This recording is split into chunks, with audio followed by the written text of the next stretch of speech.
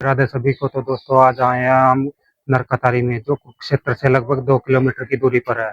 और यही वो स्थान है जहाँ पर अर्जुन ने जो है भीष्म पितामह को बाणों की सैया पर लेटाया था। भीष्म पितामह जो है महाभारत के बहुत ही प्रमुख पात्र थे, और वे राजा शांतनु और माँ गंगा के मिलन से उनका जन्म हुआ था। उनका असली नाम जो है देवव्रत था। और ये वो स्थान है जहाँ पर अर्जुन ने जो है तीर मारकर भीष्म पितामह की प्यास बुझाई थी। और ऐसा माना जाता है जब अर्जुन ने यहाँ पर गंगा प्रकट की थी, तो ये बाण गंगा यहाँ पर आज भी स्थित है। और उस समय से आज तक इसका जल नहीं सूखा है, ऐसा माना जाता है। और यहाँ पर एक भीष्म पितामह के नाम से एक मंदिर भी यहाँ पर बना हुआ, वो पीछे आप देख सकते हैं। भीष्म पितामह ने अपनी पिता की खुशी के लिए आजन्म ब्रह्मचारी रहने और हस्तिनापुर की रक्षा करने की प्रतिज्ञा ली थी, इसलिए उनका नाम भीष्म पड़ा था। वे राजा शांतनु और माँ गंगा के मिलन से उनका जन्म हुआ था।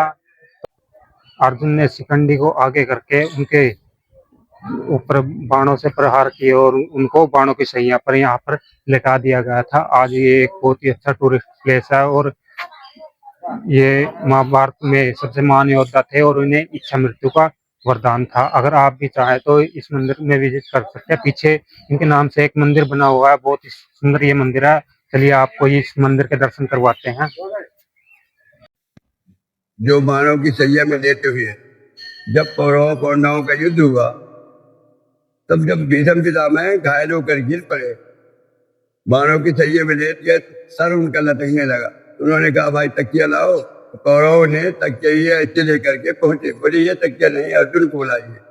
तो फिर अर्जुन पहुंचे, उन्होंने 3 बाण मारे तो उनकी सिरहाना लग गया। इसके बाद उन्होंने कहा पानी की प्यास लगी है।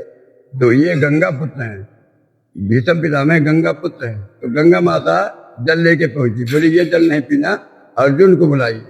तब फिर अर्जुन आए तो यहाँ जो है बाण मारा, तो वहां से जो है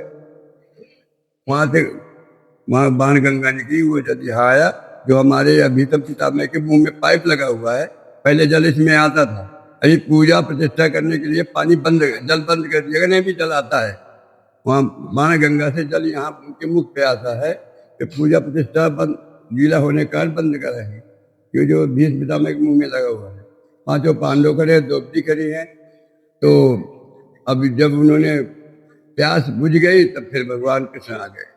कृष्ण भगवान पूछे बताओ भीष्म पितामह अब क्या चाहते हो, पूरा सब विनाश कर दिया, अब तुम क्या चाहते हो। तो बोले बताओ मैं क्या चाहता हूँ। बोले बताइए।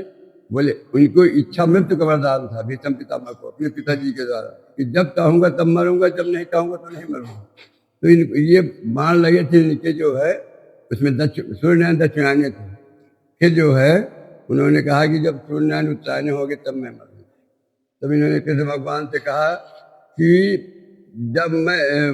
जब तक मैं जीवित रहूं तो आप मुझे चक्र लिए चारों भुजाएं दिखाइए। तब भगवान वहाँ खड़े हैं, कृष्ण भगवान चक्र लिए खड़े हैं। तो भगवान को सुदर्शन चक्र लेके खड़ा होना पड़ा। भगवान 56 दिन खड़े रहे। भगवान भक्त के बस में है तो खड़े रहे। जब माघ मकर गति रवि जब होई, तीरथ पति जाओ सब कोई। जब मकर संक्रांति 14 जनवरी को सूर्यनारायण उत्तान हुए, तब ये भीष्म पितामह एक्सपायर हुए। तब भगवान कृष्ण को छुट्टी मिली तो चले गए। यही हमारे यहाँ का इतना मंदिर का वो है, कथा है। वो भगवान खड़े हैं, ये कृष्ण भगवान मुरली बजाने वाले हैं, मगर अपने भक्त के बस में चक्र सुदर्शन लिए खड़े हुए कृष्ण भगवान को रूप दिए। ये विष्णु उनकी कामना से। अब आगे भी जा करके कहीं वो हुआ, युद्ध हुआ तो कहीं कोई मारे गए। ये 148 किलोमीटर के क्षेत्रफल में युद्ध हुआ। कहीं कुछ मारे गए, कहीं कहीं लड़ाई हुई, कहीं कुछ, सब पांडवों का विनाश हुआ है, कौरवों का। तो ये है यहाँ का अपने भीष्म पितामह के, यह हमारे मंदिर का ही है। नरकातारी गांव का मंदिर है, नरकातारी भीष्म पितामह मंदिर। ये अंदर से देख सकते हैं जो ये भीष्म पितामह का ये मंदिर बना हुआ है। अभी पंडित जी ने इसके बारे में हमको बताया है। जो ये आप अंदर से वीडियो देखिए, हमारी वीडियो के माध्यम से आप इस मंदिर के आप दर्शन कर सकते हैं। और ये वो स्थान है ये जहाँ पर भीष्म पितामह की प्यास बुझाई गई थी। और यहीं पर अर्जुन ने उनको सराहना दिया था। ये आप पीछे तीर देख सकते हैं और ये पांडव खड़े हैं, श्री कृष्ण जी यहाँ पर खड़े हैं।